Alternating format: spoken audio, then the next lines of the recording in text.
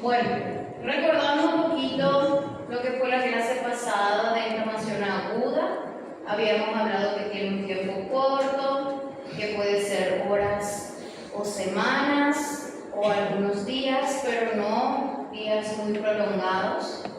Cuando ya pasa a ser prolongado y la respuesta ya es demasiado evidente, entonces pasamos a nuestra inflamación crónica. La inflamación crónica es una inflamación que tiene una respuesta prolongada. No hay un límite de tiempo, puede ser meses, años, incluso toda la vida. Para que nosotros tengamos inflamación crónica, siempre debemos iniciar con aguda. No podemos pasar a crónica sin antes tener aguda. Lo contrario de la aguda. Nosotros podríamos solo tener inflamación aguda y esa inflamación se controla y luego desaparece. Ahora, en esta respuesta, no. Las manifestaciones siempre comienzan con aguda y terminan con crónica. Cuando nosotros tenemos episodios en donde supongamos que dura 3, 4, 5 meses o un año, 2 años o 3 años, nuestra inflamación obviamente es crónica y si tenemos respuesta de cura, o sea, una remisión completa, nosotros terminamos con esa respuesta y si el paciente vuelve a tener otra, vamos a decirle, respuesta inicial, comienza nuevamente con aguda y luego pasa otra vez a ser crónica. ¿Está bien? Entonces, podemos tener varios episodios en donde si hay cura o hay remisión, nosotros volvemos otra vez a la aguda. ¿Está bien? Bueno, cuando nosotros vemos las causas de la inflamación crónica, vamos a encontrar varias causas. Primero que todo, microorganismos difíciles de erradicar. Seguro ya vieron en algunos microorganismos difíciles de erradicar. ¿Qué pueden ser, por ejemplo, bacterias difíciles de erradicar? Tuberculosis, esas pseudomonas, ¿verdad?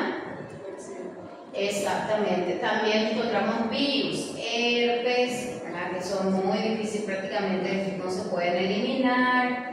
Encontramos también parásitos, ¿verdad? Entonces, estos son principales motivos que pueden llevar a una inflamación crónica. Ahora, cuando hablemos de enfermedades causadas por hipersensibilidad, nosotros vamos a ver que existen varios tipos de hipersensibilidad. Entre una de esas características encontramos la activación excesiva o inapropiada, es decir, enfermedades autoinmunes. ¿Sí? Las enfermedades autoinmunes se caracterizan por generar anticuerpos contra nuestra propia célula. Entonces, eso no tiene cura. Si una vez que se inicia esa respuesta va a ser crónica hasta que llegue el último día del paciente, el paciente llega a óbito. ¿Está bien? Entonces, esa sí es una inflamación crónica prolongada. Cuando nosotros tengamos también respuestas excesivas, principalmente por hipersensibilidad o alergia a alimentos, ¿está bien? Una enfermedad que es muy prolongada y crónica y presenta alergias puede ser, por ejemplo, la enfermedad celíaca, ¿verdad? ¿Saben lo que es enfermedad celíaca? ¿Verdad? Hipersensibilidad al gluten. Entonces, eso provoca inflamaciones crónicas por contactos constantes con la molécula de gluten o ingerir constantemente el gluten. Entonces, eso siempre se asocia a daños crónicos, ¿verdad? Cada vez que el paciente consuma gluten, comienza otra vez la respuesta inflamatoria. Y esa respuesta se hace crónico por un largo tiempo y nosotros vemos que luego aparecen las manifestaciones. El paciente tiene diarrea, todos los síntomas del celíaco siempre son crónicos. Siempre te va a decir diarrea crónica, deshidratación crónica, anemia crónica, alteración de calcio crónico, avitaminosis crónico. ¿Por qué? Porque es una nosotros vemos que eso no disminuye, sino que aumenta a cada contacto con el niño. También vamos a tener la exposición prolongada con agentes tóxicos que pueden ser exógenos o endógenos, ¿sí? Cada vez que tengamos contacto prolongado, puede ser con productos químicos, puede ser con productos de limpieza, puede ser con productos que contengan ácido, en fábricas, entonces nosotros decimos es una exposición crónica. Y esto hace que la inflamación sea prolongada. Cuando nosotros tenemos infecciones respiratorias en pacientes que trabajan en fábricas de plástico, la mayoría son crónicas. ¿Por qué? Porque la exposición es muy prolongada. No es que un día se fue, volvió y ya tiene algún cuadro, sino que varios meses de exposición terminan generando inflamación constante. ¿Está bien? Bueno, entre las diferencias principales, nosotros vamos a encontrar la infiltración de células o el predominio de células. ¿Cuáles eran las células que predominaban en nuestra inflamación aguda? ¿Se acuerdan? Neutrófilos las primeras 24 horas y luego monocitos. Entonces, ¿para qué? Tratar de responder de forma rápida, generar mediadores de la inflamación y tratar de eliminarlo en el tiempo más corto posible. Ahora, cuando nosotros hablamos de la inflamación crónica, nosotros ya agregamos obviamente linfocitos. ¿Por qué? Porque ya generamos primero anticuerpos y luego ya aumentamos la función de los linfocitos T, colaboradores, tóxicos, CD4, CD8, para ver qué es lo que podemos hacer, ya que en un tiempo no estamos pudiendo erradicar por completo el motivo de la inflamación. Y luego también encontramos destrucción de los tejidos inducidas por agente causal y también persistentes por células inflamatorias. ¿Qué quiere decir? En nuestra inflamación aguda, nosotros tenemos la primera lesión causada por el microorganismo, por una bacteria. Pero en la inflamación crónica, ya la lesión es causada por las señales y mediadores de la inflamación. Entonces, ¿qué nosotros vamos a ver? Que la lesión tisular ya es más evidente. Nosotros ya vamos a ver secreciones o exudado, yo ya voy a ver necrosis, yo ya voy a ver pus. ¿Verdad que era pus? Exudado con acumulación de neutrófilos. Entonces, yo ya veo un tejido afectado. Eso yo no veía en la inflamación aguda. Si había, era causada por el microorganismo, no por nosotros mismos, por nuestro sistema inmune. Y luego también encontramos los intentos de curación. Los intentos de curación ya van acompañados de cicatrización, ya van acompañados de disminución de respuesta inflamatoria, ya vamos acompañados de formación de fibrosis y colágeno, y ya inicia mitosis para reparar tejidos. Entonces, esto de intentos de curación no había inflamación aguda. ¿Por qué les parece que no había?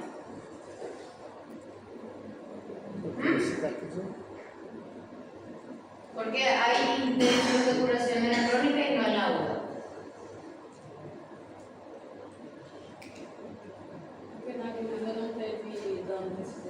¿Por qué?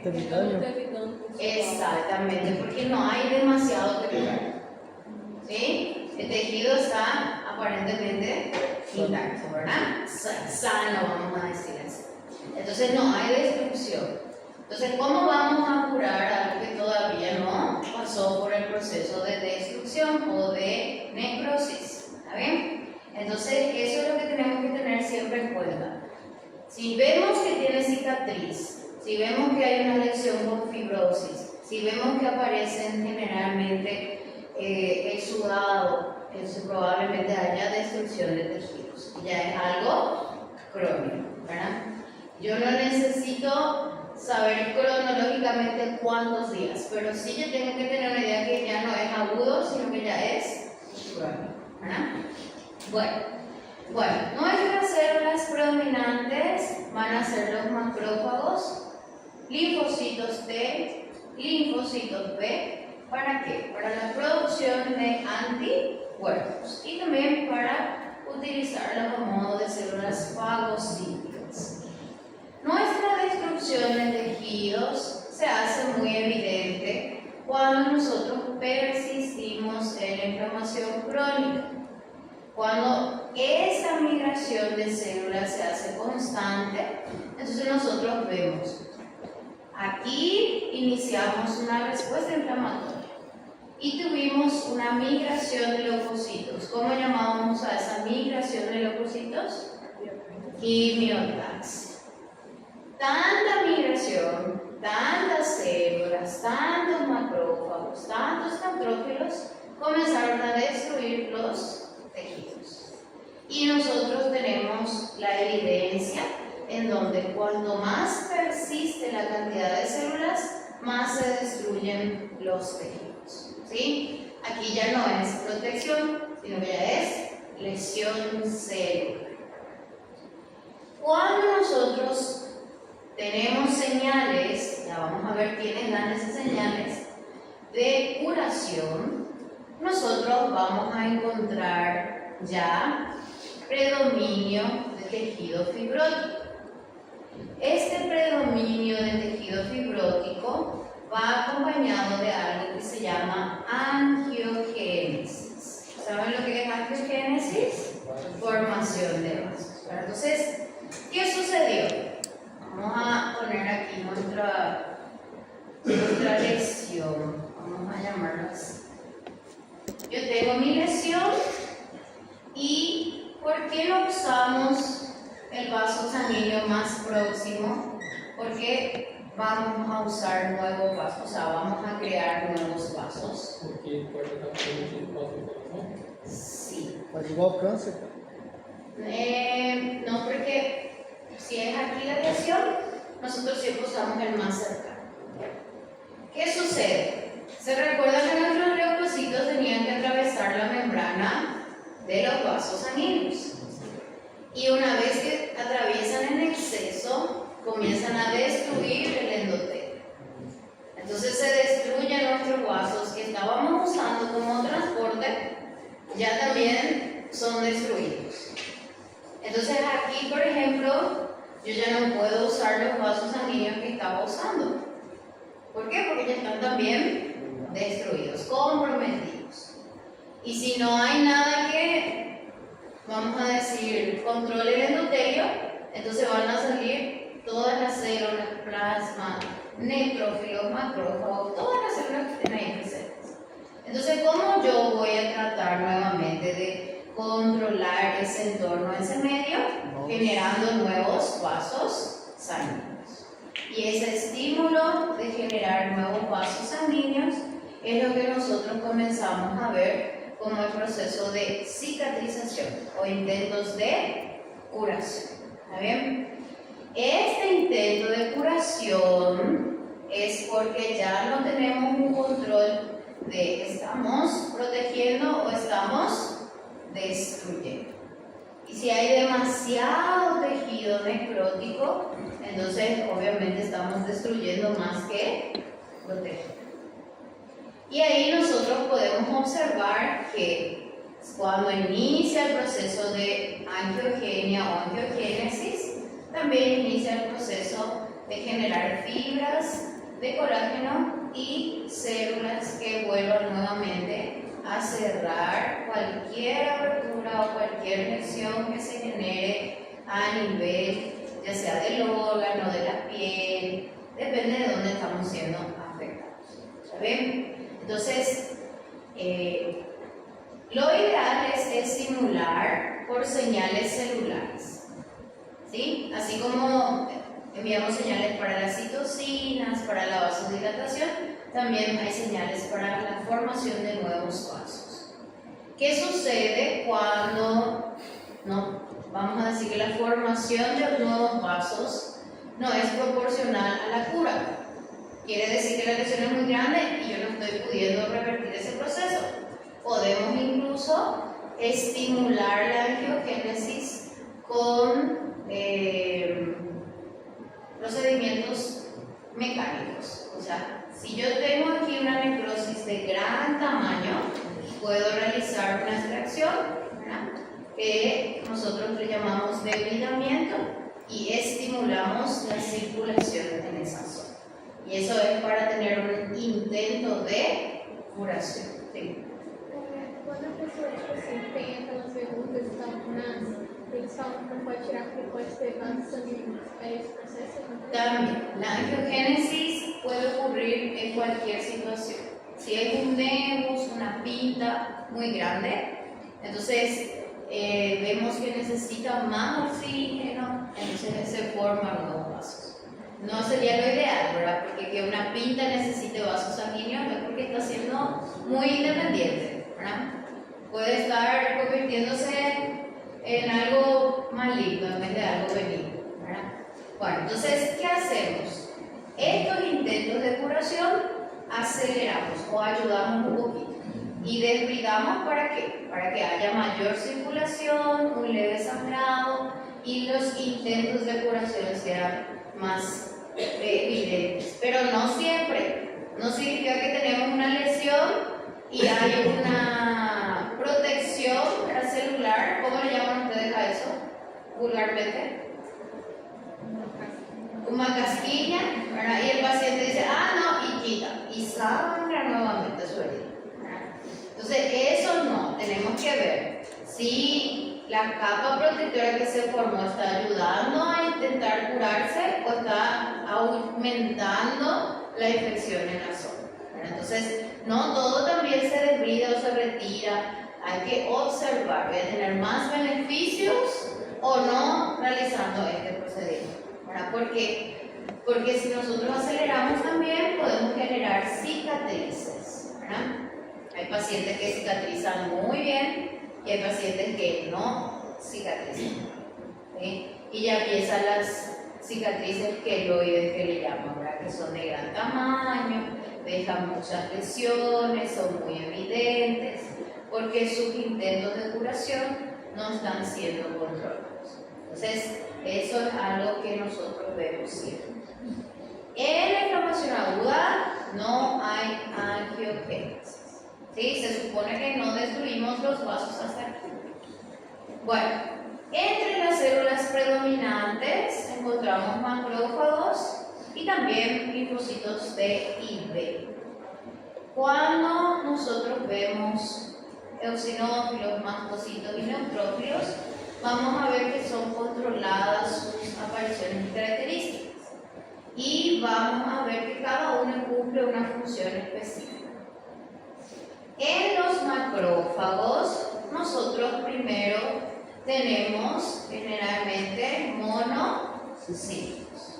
Entonces, después de 24 horas que los neutrófilos aparezcan en la aguda, aparecen los monocitos que se van a convertir en macrófagos.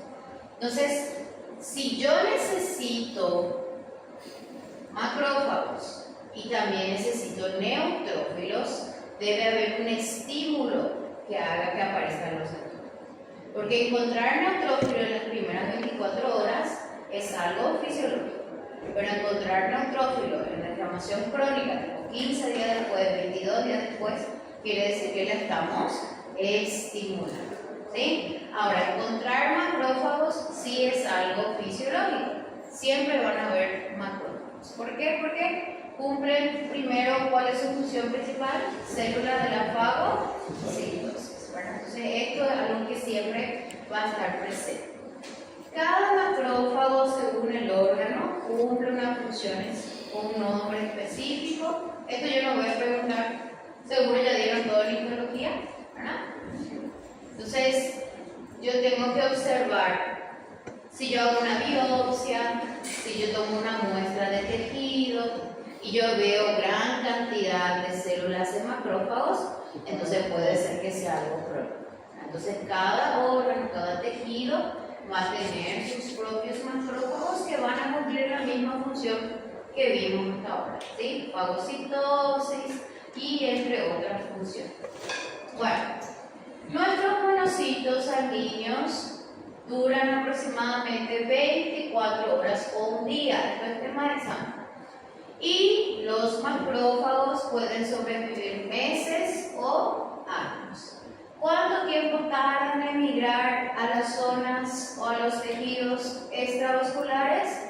48 horas. Entonces, si comienza una inflamación aguda, yo hago o mido mis macrófagos, voy a encontrar varios. ¿Después de cuánto voy a comenzar a observar la proliferación? 48 horas. ¿Está bien? Entonces, si el paciente viene y te dice, me siento mal, creo que tengo una infección, siento fiebre, si le hacemos el primer día va a salir negativo, como si fuera que no existe. Pero repetimos en 48 horas y van a salir en gran magnitud o en gran cantidad. ¿Por qué? Porque hasta llegar a los tejidos extravasculares tenemos 48 horas. ¿Está bien? No significa que no sea cierto, significa que el tiempo nada más de llegar ahí, de proliferar, no nos ha ayudado. ¿Está bien? Y así también nosotros podemos encontrar la migración de nuestros neutrófilos. ¿Quiénes estimulaban la migración constante de neutrófilos? ¿O por quiénes tenían preferencia los neutrófilos?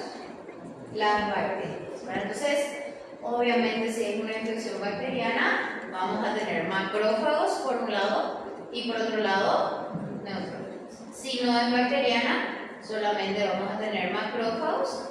Si es germito, vamos a tener basófilos. ¿Verdad? Si es virus, podemos tener linfocitos, ¿verdad? Dependiendo de cuál sea el microorganismo que nos estimula.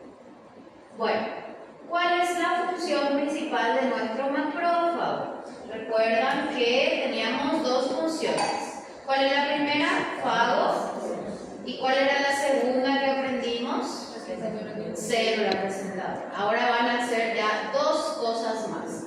Cada vez un macrófago hace más cosas. Esto es tema de examen. Primero, eliminar o ingerir microorganismos, que es fagocitosis. Segundo, ayuda al proceso de reparación. Los macrófagos secretan mediadores que indican el inicio de la reparación.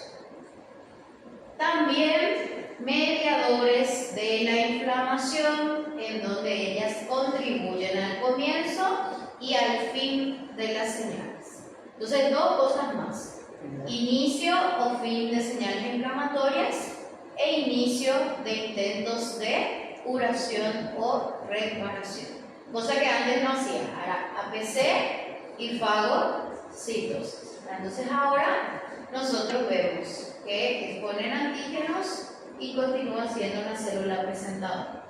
¿Cómo nosotros vamos a ver que el macrófago va a cumplir tantas funciones? Porque a veces puede ser célula presentadora, puede ser células que regeneran, pueden ser células que hacen fagocitosis. Entonces, las señales van a estar indicadas a través de los mediadores, ¿sí? Y ahí nosotros vemos, macrófago, cuál va a ser su señal. Bueno, para activar nuestros macrófagos, esto es tema de examen, tenemos 2 vías. Esto no es la vía clásica del complemento, ¿está bien? Esta es la vía de activación del macrófago. El macrófago tiene 2 vías de activación. Tenemos una vía clásica y una vía alternativa. La vía clásica es inducida por productos microbianos como endotoxinas que se vinculan al receptor TLR, derivadas de los linfocitos T, en respuesta a sustancias extrañas, cristales y materias. O sea, nosotros queremos activar a nuestro macrófago para poder realizar el proceso de fagocitosis. fagocitosis. Y en la vía alternativa es inducida por citocinas y también nosotros secretamos interferones, interleucinas y linfocitos T. ¿Para qué? Para que nuestros macrófagos ya no cumplan la función de fagocitosis, sino que de curación. Entonces, aquí, tema de examen. Dos vías, clásicas y alternativas. Yo necesito que el macrófago haga fagocitosis. Entonces, la fagocitosis es estimulada generalmente por factores de necrosis y nuestro receptor DLE. Entonces ahí nosotros le decimos al macrófago: nosotros queremos que vos realices el proceso de fagocitosis y el proceso de inflamación. ¿Sí? Ahí el macrófago va a saber cuál es su trabajo en ese momento. Luego, si yo necesito que se reparen los tejidos o que el macrófago disminuya las señales inflamatorias, nosotras la activamos por vía alternativa. ¿Y cuáles son nuestros medios o señalizaciones? Las interleucinas y los factores de crecimiento.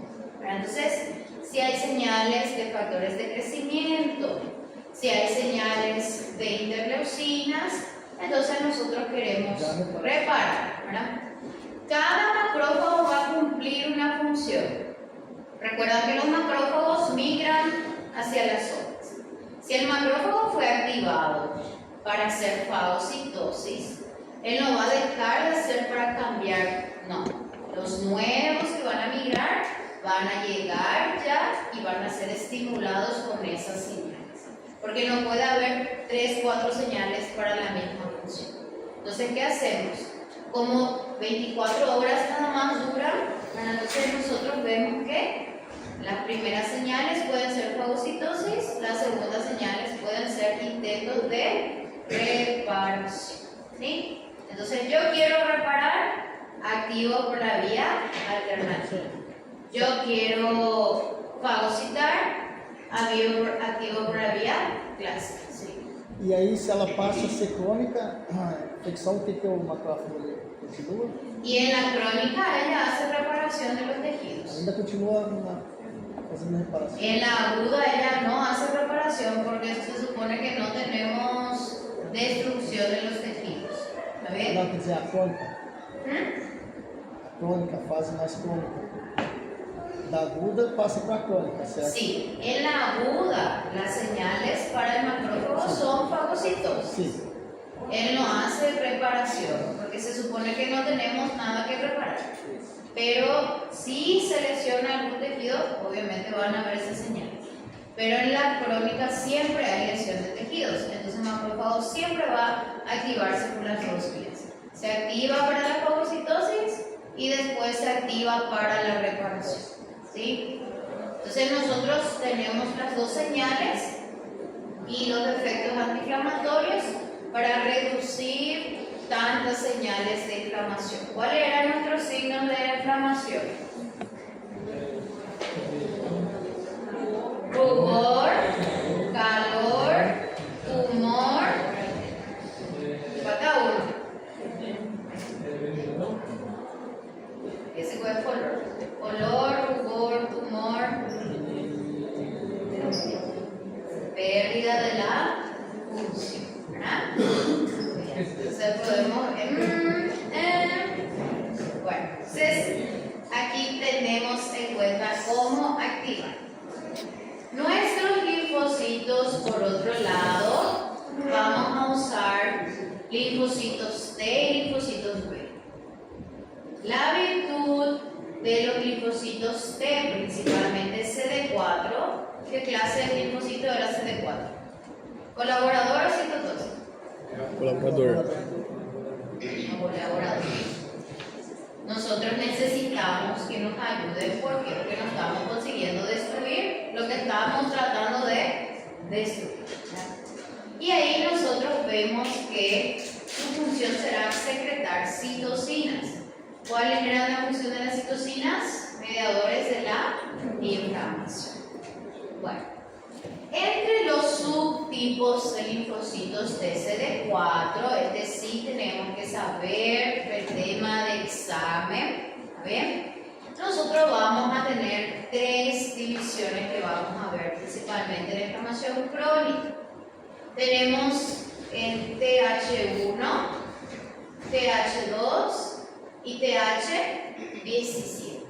Existen varios tipos. No quiero que se recuerden de todos porque es demasiado, pero sí vamos a hablar de los, vamos a decirle, más evidentes. Todos son importantes. Bueno, TH1 producen citocinas. ¿Cuál es su función? Activar los macrófagos por la vía clásica. ¿Para qué queríamos activar macrófagos por la vía clásica? Fagocitosis e inflamación. TH2 secretan interleucinas 4, 5 y 13. ¿Para qué? Reclutan y activan eosinófilos y también macrófagos por la vía alternativa. ¿Qué yo quiero de la vía alternativa? Reparación y efectos antiinflamatorios. Entonces, no se puede confundir la señal. TH1 para la vía clásica, TH2 para la vía alternativa. Y por eso un macrófago está muy seguro de qué señal recibe, porque son generalmente células con funciones diferentes. Y TH17 secretan interleucinas 17 y también citocinas que inducen a la secreción de quimiosinas responsables del reclutamiento de neutrófilos y monocitos. El TH17 sí está presente en la inflamación aguda. ¿Por qué? Porque nosotros necesitamos neutrófilos y necesitamos macrófagos también en la inflamación aguda. ¿Sí? Entonces, esta célula también cumple esa función. Sí. Ele já é fabricado assim, con estos subtipos TH1 Sí, ella se diferencia nuevamente en este subtipo para que nosotros podamos saber cuál es su función específica. ¿Sí? Tenemos varios tipos de linfocitos CD4. Entonces ella primero se produce de CD4 como colaboradores y de ahí se subdividen otra vez en los tipos según su función o según la respuesta que van a generar. ¿Sí? Pero son CD4. ¿Sí? Bueno, entonces ¿qué nosotros tenemos? Nuestro tejido en donde nosotros activamos.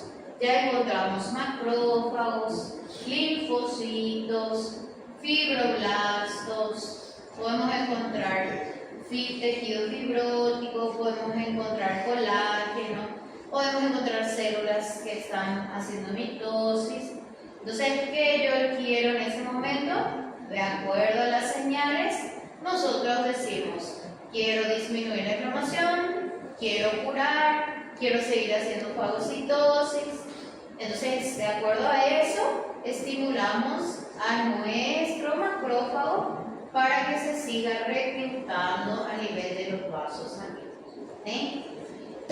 Si yo no tengo más, supongamos, este vaso, entonces, ¿qué debo hacer para conseguir que estas células sigan migrando? Si este era mi vaso que inició el proceso y se destruyó, ¿qué hago para poder volver a permitir la migración de células? Angiogénesis. ¿Está bien? Entonces, por eso necesitamos angiogénesis o vasos sanguíneos nuevos. Si este, supongamos que usamos al inicio y se destruyó, ya no me sirve. Yo no estoy pudiendo más controlar. Entonces, genero nuevos vasos alrededor, ya sea de la zona afectada, si es que hay todavía microorganismos, si es que ya no hay, y vuelvo a llevar leucocitos a esa zona. ¿Bien? Entonces, siempre que necesitemos migración, mayor cantidad de oxígeno, mayor vascularización, angiogénesis. En el caso de la pregunta que vos hiciste hace rato sobre el nebus o la pinta, ¿qué sucede? La pinta no está haciendo una respuesta inflamatoria. Ella solo está exigiendo más oxígeno. Y cuanto más exija, más independiente se está volviendo. Entonces ahí nosotros tenemos que tener en cuenta por qué una pinta, que se supone que es una célula benigna, está exigiendo más vascularización. Probablemente está generando señales para proliferar o dividirse con más precisión. Entonces, así comienzan las células tumorales. Las células benignas tienen un control, pero las células tumorales exigen nueva vascularización, porque el que hay ya no es suficiente, ella quiere ser independiente. ¿Bien? Entonces, van a escuchar mucho la angiogénesis cuando de coagulación, cuando de cicatrización, de dermatología, ¿verdad? Pero es la misma respuesta. Generar nuevos vasos para respuesta inflamatoria o para intentos de curación. ¿Bien? Bueno, vamos al recreo. 10 minutitos. 10